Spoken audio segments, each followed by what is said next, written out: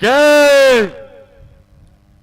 सबसे पहले तो आपने इतनी संख्या में आए, सबको मेरा बहुत बहुत धन्यवाद। हमारे जिला अध्यक्ष ओगढ़ जी और उनकी पूरी टीम को भी बहुत बहुत धन्यवाद। उन्होंने गांव-गांव जाके ये पूरा अभियान चलाया। हमारे कृष्णा जी, हमारे करुणा जी, हमारे निम्बाराम जी, सबको बहुत बहुत धन्यवाद कि गांव-गांव जाकर के उन्होंने पूरा प्रचार किया, इसलिए इतनी संख्या में लोग यहाँ पे आए। मैं ओम का भी धन्यवाद देना चाहूँगा कि जो युवा शक्ति को उन्होंने काफ़ी जोड़ा यहाँ पे, और आज युवा शक्ति ने भी अपना इधर उधर वो बैठे हुए हैं आंदोलन की उसमें, तो युवा शक्ति भी आज अपना प्रदर्शन करेगी। लेकिन जैसे कृष्णा राम जी ने बताया, हमें कोई भी असंवैधानिक काम नहीं करना है। दोस्तों, ये आंदोलन 30 जिलों में जाएगा। कितने जिलों में जाएगा? 30 जिलों में। हमने कोई भी यहाँ पे छोटी मोटी गलती कर दी तो ये कार्रवाई यहीं रुक जाएगा। ये अपने को ध्यान रखना है।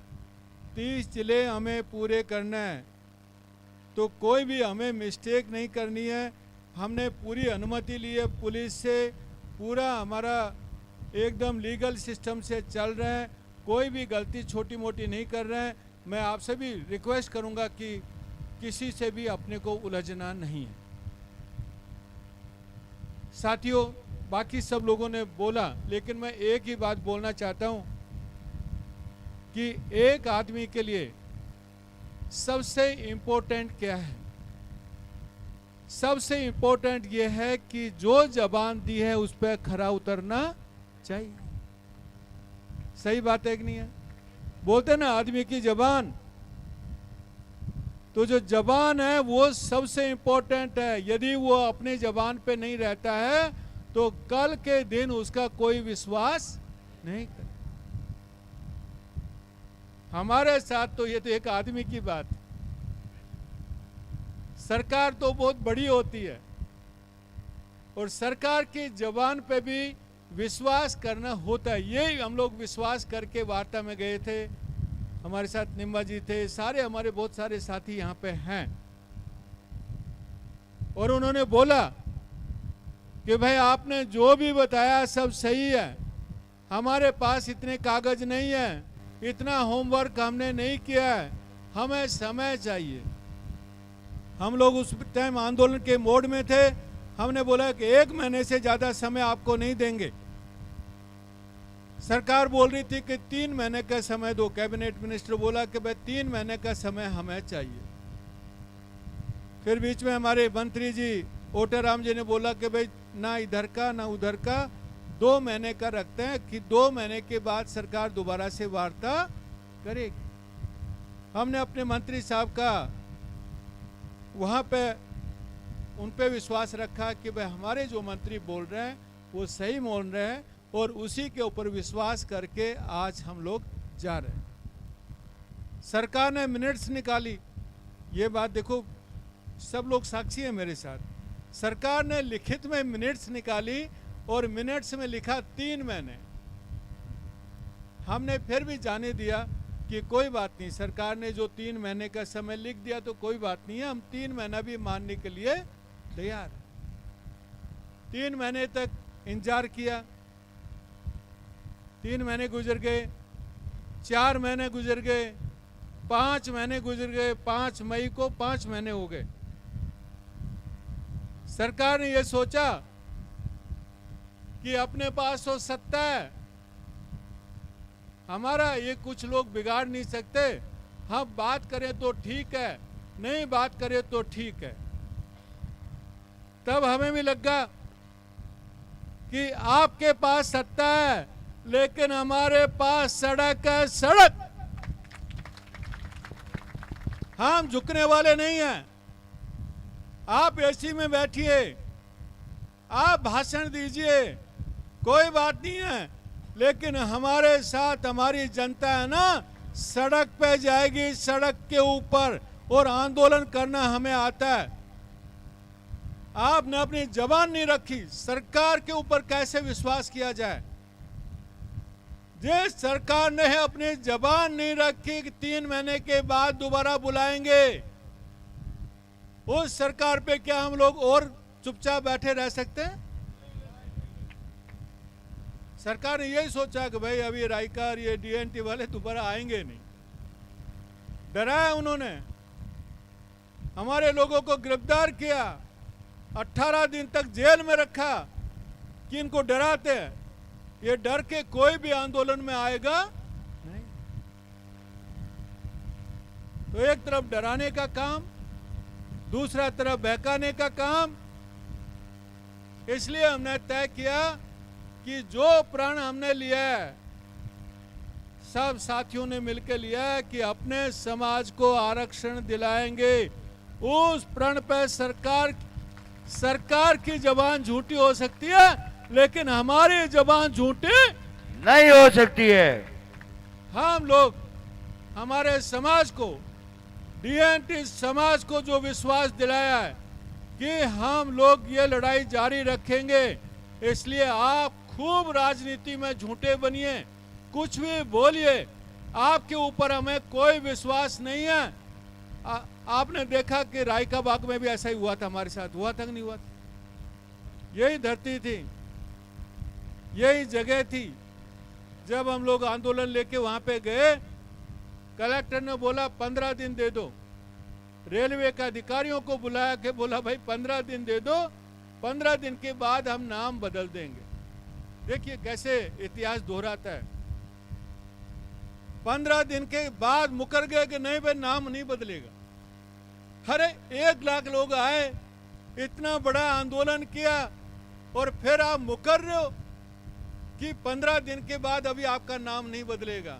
आपने देखा इसी धरा पे, ये मंच के नीचे अपने महापंचायत की, और महापंचायत करने के बाद रेलवे मंत्री का पुतला लेके गए राम नाम सत्य करके डीआरएम के सामने।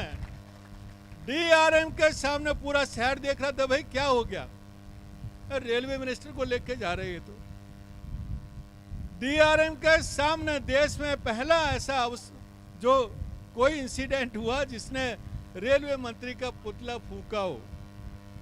डीआरएम के सामने, डीआरएम अंदर बैठा था, आप सब गवाह थे। डीआरएम के सामने रेलवे मंत्री का पुतला जलाया। डीआरएम बोला मेरे पास आओ, क्या आएंगे नहीं?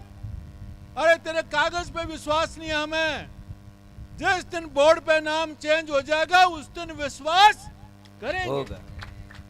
आप सबने देखा बोर्ड पे नाम चेंज हुआ कि नहीं हुआ? हुआ। भारी बारिश में हमारे इस हॉस्टल के बच्चे सबसे पहले खबर देने वाले बच्चे थे। हमारे सारे बच्चे वहां गए, बारिश हो रही थी, बारिश में वो नाम चेंज कर रहे थे, और हमारे बच्चे डांस कर रहे थे कि हमने चेंज करवा के दिखाया। इसलिए सरकार ये ना समझे कि हम किसी मुद्दे को छोड़ देंगे, छोड़ने वाले मुझसे नहीं है। कुछ भी हो जाए, कोई भी ताकत आ जाए, सरकार डबल इंजन हो, 5 इंजन हो, हमें कोई फर्क पड़ने वाला नहीं है। हम अपना अधिकार लेकर रहेंगे। हमें 10% आरक्षण चाहिए। अभी रतन जी ने जो बात बताई वो बात सही है। अरे हमारा कोई भी थानेदार जाओ, कोई थानेदार नहीं है। एसडीएम जाओ, एसडीएम नहीं है। हॉस्पिटल जाओ, डॉक्टर नहीं है। कहीं पे भी जाओ, सब जगह में हाथ जोड़ना पड़ता है। हर ऑफिस में जिस दिन आरक्षण मिल जाएगा, हर ऑफिस में डीएनटी का आदमी होगा, ओबीसी मूल का आदमी होगा, और वो सारी आपकी सहायता करेंगे, क्योंकि हमने साथ साथ हम संघर्ष कर रहे हैं, साथ साथ संघर्ष कर रहे हैं। इस तपती धूप में सारे समाज हैं, उनको भी याद आएगा कि ये जो नौकरी मुझे मिली है, वो जो समाज तपती धूप में सड़कों पे चल रहा था, उसकी वजह से नौकरी मिली। आप धैर्य रखिए, धैर्य रखिए। फिर मैं बोल रहा हूं दोबारा से, सरकार जुबान से पलट सकती है, लेकिन हम अपनी जुबान से पलटेंगे।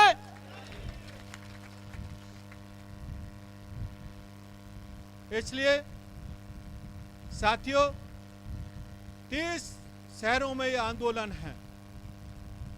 30 शहर के बाद भी सरकार नहीं आती।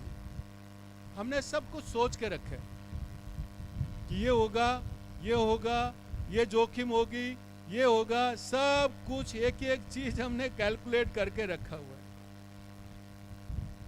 कि अब ये खाली आप जितनी हट दरिमता करोगे उतने ही हम मजबूत होंगे, कमजोर होने वाले नहीं।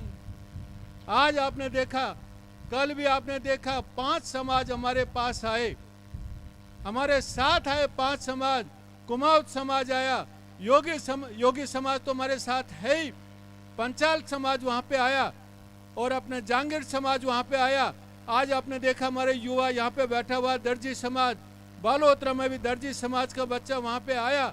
इसलिए बहुत सारे घांची समाज से हमारी बात चल रही है, बहुत सारे समाजों से बात चल रही है। आप एक तोड़ोगे हम 100 जोड़ेंगे, 100 जोड़ेंगे 100। इसलिए जयपुर तक जाते जाते कारवां बढ़ेगा। मान लीजिए, मैं ऐसे मान के चलता हूं कि मान लीजिए तब भी सरकार अहंकारी होती है कि हमें कुछ नहीं देना है।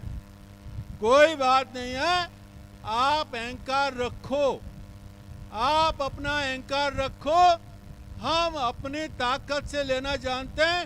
1 तारीख को डिसाइड करेंगे कि हमारा भाग्य क्या होगा। बायकॉट करेंगे बीजेपी को, बायकॉट करेंगे कांग्रेस को। कांग्रेस हमारी बात नहीं उठा रही है, बीजेपी हमारा हक नहीं दे रही है, इसलिए दोनों पार्टियां हमारे लिए बराबर हैं। दोनों का बायकॉट करेंगे और हमारे ये 150 वंचित समाज हैं, उनका साझा उम्मीदवार खड़ा करें। अब हम आपकी चिकनी चुपड़ी बातों में आने वाले नहीं हैं। रायका आ जाओ, मैं तो आपका धर्मेला भाई हूं, मैं तो आधी रात में आपको काम आऊंगा। अरे वोट मुझे दे दो, वोट मुझे दे दो, बाद में घूमते रहना, लेकिन वोट मुझे देना। अब हम लोग ऐसा नहीं करेंगे और अपना वोट खुद डिसाइड करेंगे। मेरी बात सही है कि नहीं है? सब लोग इस बात पर सहमत हैं कि नहीं है? अपना भाग्य खुद डिसाइड करेंगे या हमारा भाग्य दूसरा डिसाइड करेगा? खुद डिसाइड करेंगे। इसलिए सारा कुछ सोच के रखा है। सब समाजों को जोड़ेंगे, आदिवासी समाज को जोड़ेंगे, हमारे वंचित एससी समाज यहाँ पे हैं, और समाजों को जोड़ेंगे, अपनी ताकत बनाएंगे, लेकिन अपना हक किसी भी हालत में छोड़ेंगे। बहुत बहुत धन्यवाद। आप इतनी संख्या में आए और हमें बिल्कुल जुलूस निकाल के वहां पे जाना है और सरकार को बताना है कि हमारा कारवां आगे से आगे जाएगा। कल फलोदी जाएगा, फलोदी में भी आप ज्यादा से ज्यादा लोग वहां पे पधारें। बहुत बहुत आभार, धन्यवाद। धन्यवाद। अभी मैं आपसे सभी से रिक्वेस्ट करूंगा।